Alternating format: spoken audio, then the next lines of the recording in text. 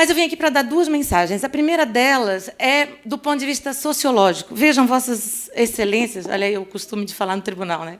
Vejam, senhores, o que é uma coincidência. Eu acabei de ler um livro ontem à noite e disse, olha, nada é por acaso. Eu vou falar a respeito desse livro e da personagem desse livro.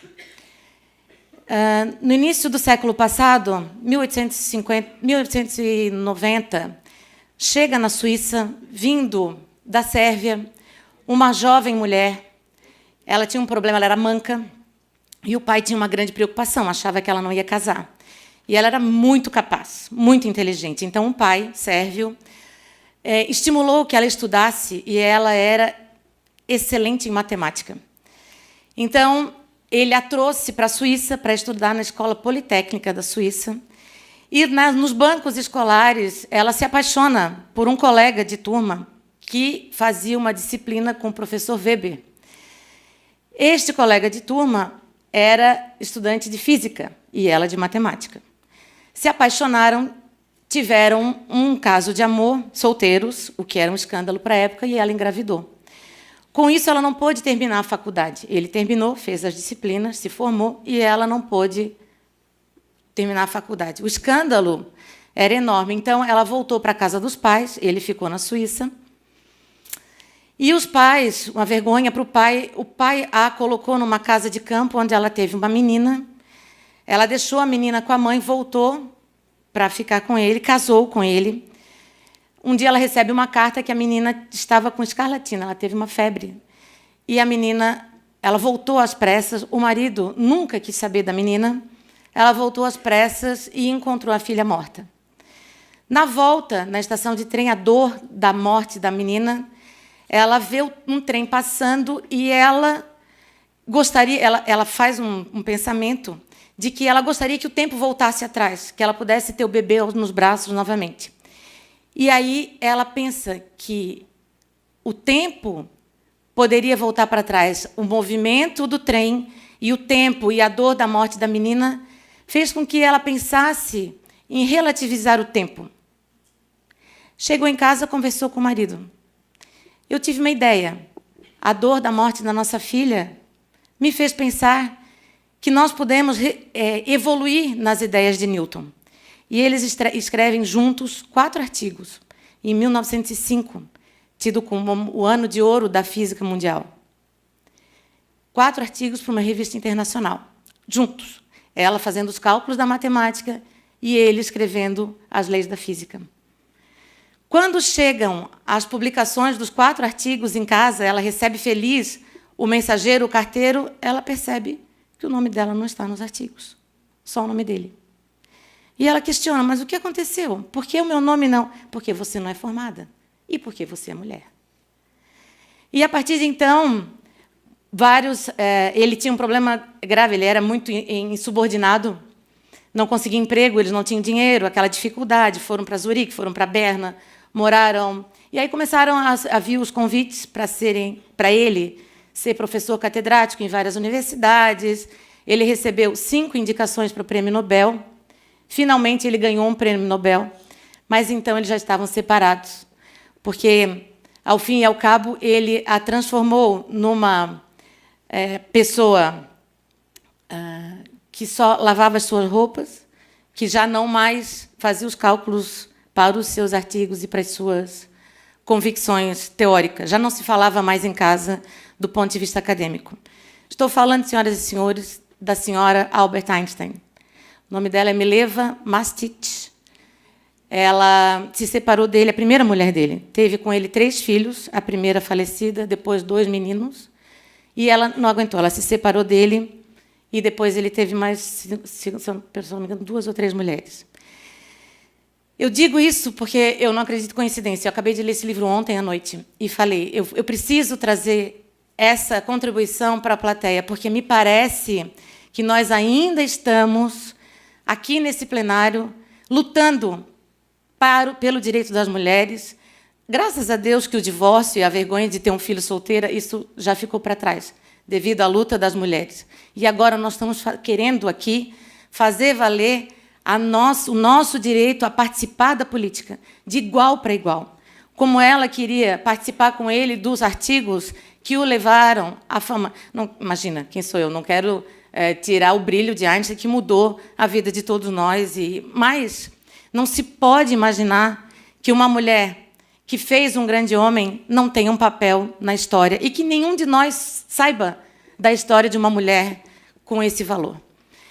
Então, esta política afirmativa da qual falava a doutora Luísa, ela tem uma importância vital para o nosso país. E qual é a minha preocupação? Essa segunda mensagem que eu gostaria de trazer aqui para os senhores, que agora do ponto de vista eleitoral, nós estamos aqui para falar de direito eleitoral, é que os tribunais têm um papel fundamental na aplicação da política afirmativa. O Supremo e o TSE estão dando sinais claros da implementação da política afirmativa, doutora Karina, não é verdade? Nós temos ido semanalmente, quinzenalmente a Brasília, e nós sentimos isso, esse clima dos tribunais superiores, dos ministros, ele está posto tanto assim que a doutora Luísa falou. As decisões que estão vindo do TSE dão demonstração clara de que realmente os tribunais superiores vão fazer valer a cota e vão cuidar para que nós não teremos um novo faz de conta nessa eleição que está por vir. Muito bem. A doutora Luísa falou, fez uma grande introdução para nós podermos aprofundar um pouquinho o nosso tema, eu e a doutora Karina. Falou na guinada da jurisprudência do TSE, com um acórdão do ministro Henrique Neves, que vai estar aqui conosco hoje, grande parceiro do nosso Congresso de Direito Eleitoral. A fraude, antigamente, a fraude do artigo 14, parágrafo 10 da Constituição, antigamente, era só analisada quando se falava das eleições propriamente, fraude na eleição, fraude não no processo eleitoral. Com a guinada da jurisprudência, começou-se ele, numa AIME, disse, não, a fraude é um conceito muito mais amplo. A fraude, constitucionalmente falando, é um conceito muito mais amplo, é uma burla à lei. Quando ele diz isso, ele admite realmente que não só na AIGE, mas também na AIME, se possa verificar a questão da fraude, principalmente aqui em relação à candidatura laranja. Qual a importância disso? Ora, é fácil de entender.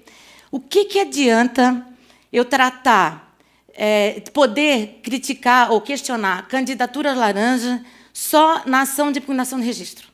Não adianta nada, porque o processo eleitoral praticamente nem começou. A gente vai verificar a fraude no decorrer do processo eleitoral.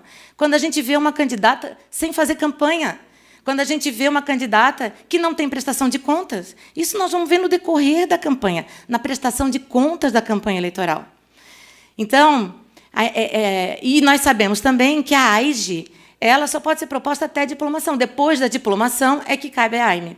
Então, houve um elastecimento, vamos dizer assim, no tempo, da possibilidade de se verificar se realmente houve ou não fraude no que concerne às candidaturas laranjas. Então, essa guinada da jurisprudência do TSE foi fundamental para que nós possamos evoluir ainda mais nesse conceito. A questão do polo passivo, nós combinamos, eu vou tratar um pouquinho mais da questão processual, que tem muitas dúvidas, o tema é muito novo. Para vocês terem uma ideia, nós estamos vendo agora, nós temos um grupo aqui de eleitoralistas. Agora, nesse momento, o TSE, o ministro Barroso, está no TSE falando a respeito de como o TSE vai deliberar a respeito do financiamento das campanhas das mulheres. Nesse momento, agora. Então, o tema é atual. Há muitas respostas para as quais há muitas perguntas para as quais a gente não tem resposta, mas nós estamos aqui construindo juntos uma evolução para que nós possamos efetivamente, volto a dizer, afirmar essa política e construirmos um país mais justo. Então, eu vou tratar da questão um pouco mais processual. Questão do polo passivo, doutora Luísa. Me parece que a questão do polo passivo dessas ações... Bom, a AIGE e a AIME, nós sabemos que a AIME até hoje não foi regulamentada, mas se usa a Lei Complementar 64, o artigo 22, então não há discussão em relação ao rito da AIME e da AIGE. Muito bem. Ultrapassamos esta etapa. Vamos step by step, né? Degrau por degrau. O polo passivo. O polo passivo, me parece, doutora Luísa, que na impugnação ao DRAP tem que estar a coligação. E também o representante da coligação, que é indicado na convenção, na impugnação. Passado isso, a posteriori, não me parece possível que haja uma ação desse tipo sem que sejam todos os envolvidos indicados no polo passivo. Por quê? Questão de direito de defesa e contraditório. Nós estamos falando de cassação de mandato. Vamos dizer, a pena capital no direito eleitoral. Se nós estamos falando de cassação de mandato, nós temos que entender que todos aqueles envolvidos na possível fraude, na possível intenção volitiva de fraudar a lei, de burlar a lei, estejam no polo passivo para que eles possam se defender. Então, não me parece possível, inclusive, aí é uma questão que eu venho pensando, já discutimos, o dirigente partidário. Porque os partidos políticos são pessoas jurídicas de direito privado e, pelo artigo 183 do Código Civil, aquele que pratica um ilícito, dele terá que prestar contas. Portanto, se o dirigente partidário sabe ou participa da burla à lei, a fraude à lei, não me parece possível que ele não participe da ação como réu ou como litisconsorte passivo. Ele tem que se defender. Então, na minha forma de ver, quanto maior o número de pessoas envolvidas aqui no polo passivo, tanto melhor, porque a prova virá, com certeza, com muito mais efetividade para o processo eleitoral. E aí, falamos da questão da prova. A doutora Luísa já tocou, eu vou aprofundar um pouquinho mais. Senhores, de novo, cassação de mandato. Quando nós falamos em cassação de mandato, nós temos, primeiro, o artigo 368-A do Código Eleitoral, que diz que, em se tratando de cassação de mandato, não pode haver prova testemunhal singular. Primeiro ponto. Então, eu não posso ter uma única testemunha. Se eu tiver uma única testemunha, a prova não existe. Primeira dificuldade. Segunda dificuldade. A jurisprudência do TSE já se manifestou também, quando analisou o artigo 41A, que a prova extrajudicial é inválida. Então, vejam, senhores, muitas das ações que estão em tramitação hoje nos tribunais são fruto de investigação eleitoral do Ministério Público, que fez um trabalho excepcional na última eleição. E essas ações elas estão fundadas em inquéritos extrajudiciais, promovidos pelas procuradorias regionais eleitorais. Em tese, esses inquéritos extrajudiciais eles têm um peso relativo em juízo. Eles só serão válidos se ratificados em juízo. E aí vem o terceiro ponto que me preocupa. Depoimento pessoal, nós todos sabemos que ele não é obrigatório. Então, eu não posso obrigar uma candidata laranja a dizer, querido, vem cá, sob vara, sob coerção, enfim, eu não posso fazer isso. Então, a menos que ela queira colaborar com a Justiça Eleitoral. Nós tivemos, né, doutora Luísa, um caso que eu fui a relatora em que uma das candidatas ela confirmou que ela tinha ido para ajudar o marido. Ela confirmou. Eram duas, uma confirmou, a outra não. E aí eu fiquei vencida nesse voto, foi o primeiro que nós julgamos aqui, mas que foi realmente o processo que me despertou para esse problema todo. E, nesse caso, ela confessou, mas, convenhamos, é muito difícil que a gente consiga uma confissão. Por quê?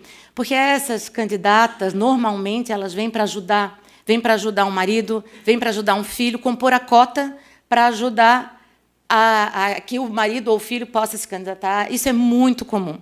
Então, vejam que a violência, vínhamos falando, eu e a doutora Karina agora aqui, a violência que a Mitza, mulher do Einstein, sofreu lá no início do século, ainda é perpetrada hoje contra as mulheres. Ainda hoje há uma violência, ainda que velada, no sentido de dizer, mãe, me ajuda, eu preciso me candidatar, não tem mulher no meu partido, na minha coligação, de candidata para eu poder concorrer. E ela disse, tá, filha, eu vou. É exatamente a mesma coisa. Nós evoluímos 100 anos, mas ainda estamos a passos de tartaruga, evoluindo na questão de igualdade entre homem e mulher, para valer. Outra questão que me preocupa é a questão do dolo. senhores, nós estamos falando de novo de burla à lei. Ora, quem burla a lei não vai dizer, eu vou burlar a lei, vamos aqui, vem cá todo mundo, vamos mudar, vem aqui fulano. Isso não existe. Sempre tem uma sofisticação na atuação volitiva do agente. E aí eu pergunto, se exige o dolo específico? Se exigir o dolo específico, nós estamos exigindo uma prova diabólica. Como é que eu vou exigir o dolo específico? É dificílimo de fazer essa prova. Falávamos lá em Curitiba agora recentemente, eu, doutor Luiz Magno, doutor Pierre, obrigada pelo convite, vocês não estavam aqui, obrigada pelo convite de coração. Falávamos sobre isso, a questão do dolo específico. Tá, e o dolo genérico?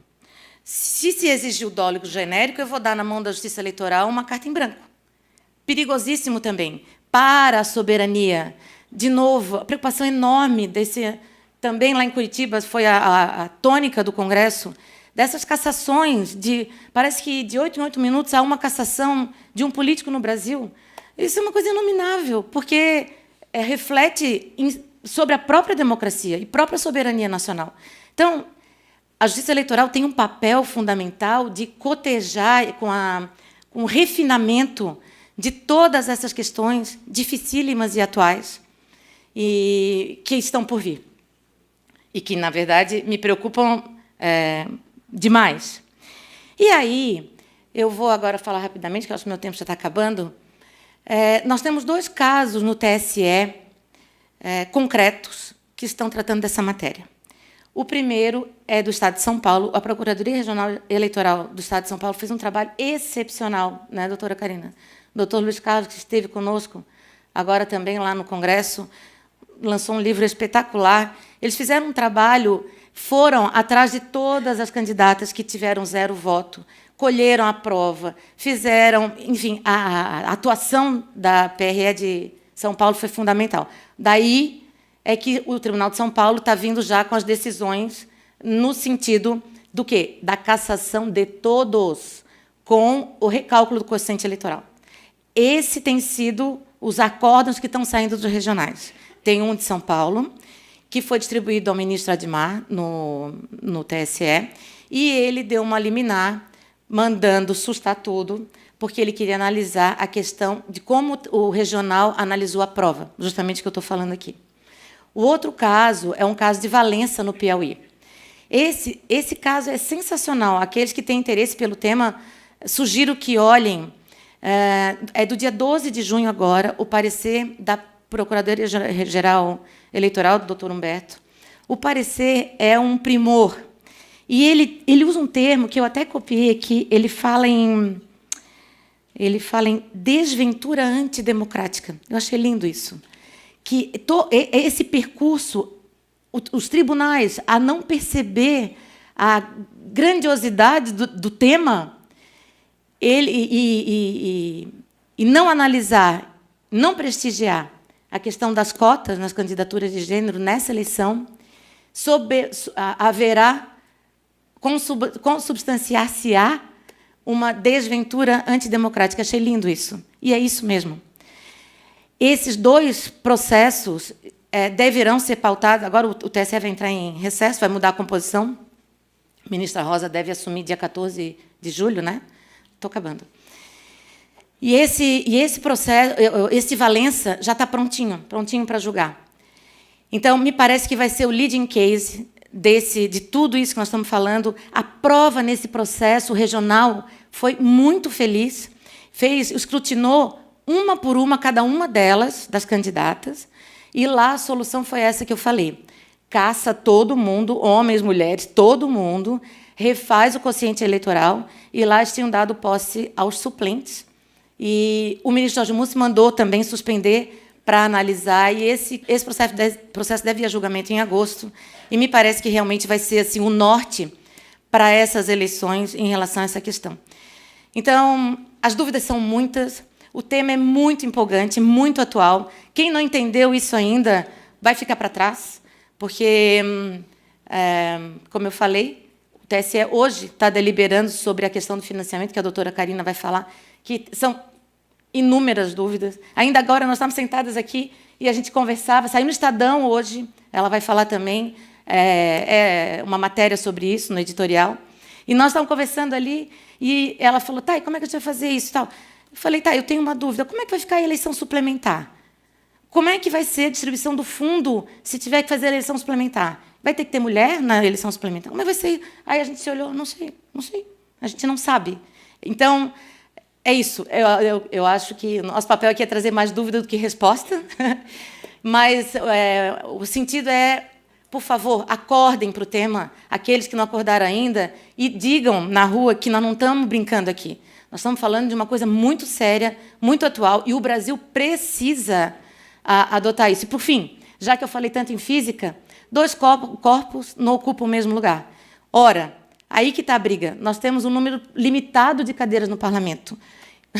Para sair um homem, para entrar uma mulher, tem que sair um homem. E aí é que está a grande indefinição, o grande problema que nós estamos por enfrentar. Muito obrigada pela presença, obrigada pela atenção.